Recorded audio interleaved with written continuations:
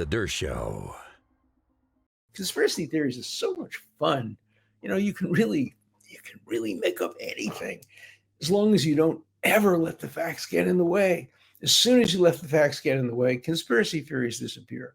The conspiracy theory that Trump was an agent of Russia and that they had videotapes of him doing things on a bed in Moscow. It's all total nonsense. And and yet, not only fools and young people believe in conspiracy theories. 51 former intelligence officers signed on to a conspiracy theory that was proved to be false. These are very serious people who had the fate of the nation in their hands, and they signed a letter basically signing on to a conspiracy theory. So conspiracy theories have a lot of appeal, and people love to go after prominent people. I know, because when I was falsely accused, you could see the joy in people's faces. We're bringing down Dershowitz. Wow, he says he never had sex with anybody but his wife during the relevant period of time. He pretends to be, a virtuous person, but now we got him. We got him. We're so happy. We're so happy. And people who hated me for defending Donald Trump wanted me to be guilty. When they found out I wasn't, they were disappointed. But obviously you had to accept it. When the woman admitted that she may have confused me with someone else and withdrew the lawsuit. So they had to admit it, but nonetheless, they were so happy that I was part of a conspiracy, which I wasn't. And they were so sad when it was, proved beyond any doubt that I had nothing to do with anything and didn't do anything improper sexually in my whole life. So that was such a disappointment, because conspiracy theorists love to weave together these issues. Now, what's happened is that the Epstein conspiracy theory has taken on obviously a political role, and you got the people on the right of the Republican Party, the isolationist wing of the party.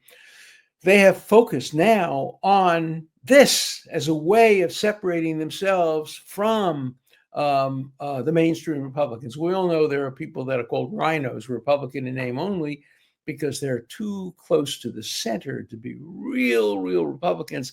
We have to come up with another name for the rhinos of the extreme right, the isolationist rhinos. Maybe it's RIINO, Republican isolationists in name only. Don't know. But there is that group, and they tend to be young people. You know my view of young people. Yes, I am prejudiced. I am prejudiced against one group. I am prejudiced against young people. Now, not all young people. My grandchildren are young. My daughter is young. I love some young people. But I have to tell you, when I was a kid, we all said, don't trust anybody under 30. I'm not saying don't trust anybody under 30. I'm saying be very skeptical of people under 30. Just remember, people under 30 brought Hitler to power, brought Stalin to power. They brought Castro to power. They brought Pol Pot to power.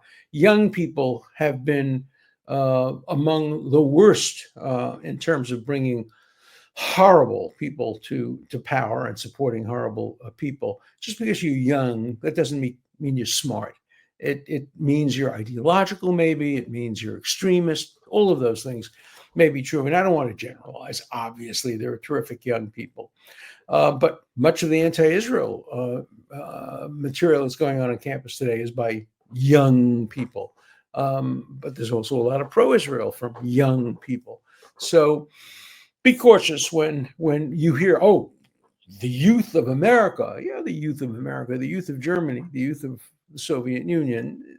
Just because you're young doesn't make you right or doesn't make you smart. It doesn't necessarily make you wrong either. It just makes me and old folks like me a little bit cautious about the know-it-alls who are young and think they have all the answers to all the questions. I think it was Mark Twain who said when he was young, he just thought he was so smart and his parents had nothing to say.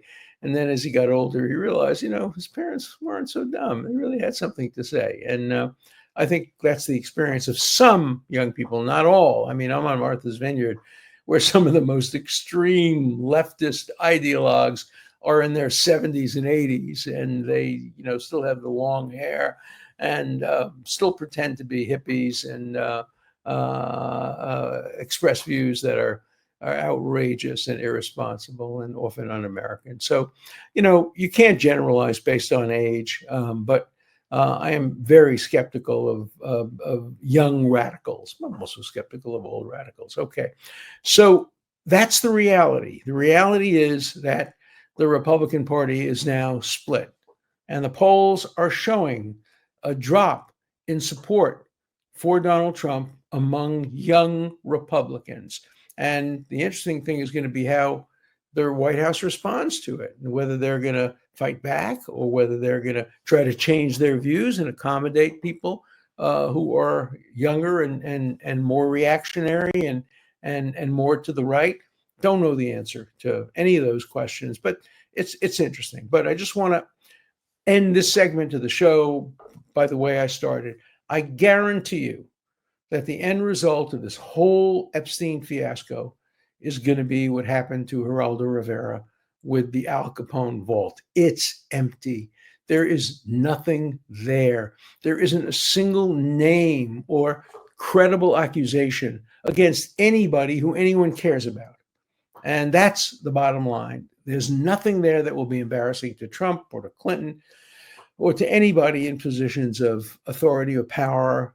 There's just nothing there. And it's important that we keep an open mind, because we're going to find an open vault with nothing in it.